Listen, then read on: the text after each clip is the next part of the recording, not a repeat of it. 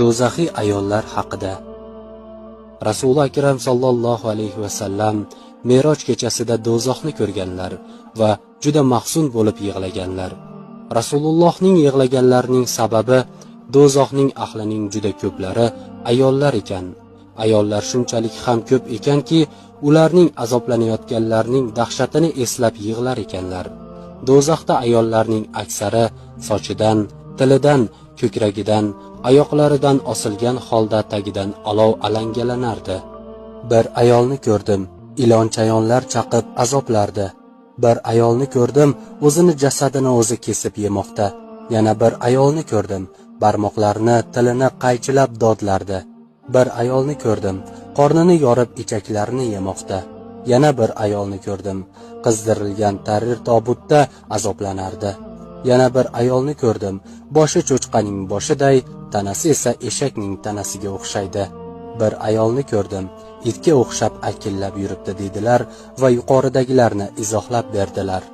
Sochidan osilgan ayol hayotiy davrida bosh ochiq, ro'molsiz yurgan ayollardir. Oyog'idan osilgan ayol hayz, nifosdan poklanmaydigan va eridan beruxsat ko'chada tentiraydigan ayollardir.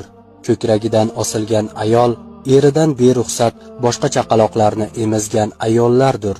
O'z jasadini yeyotgan ayol ko'chada pardoz andoz bilan yuradigan, boshqa erkaklarni hirslantiradigan, shim va ochiq kiyinadigan ayollardir.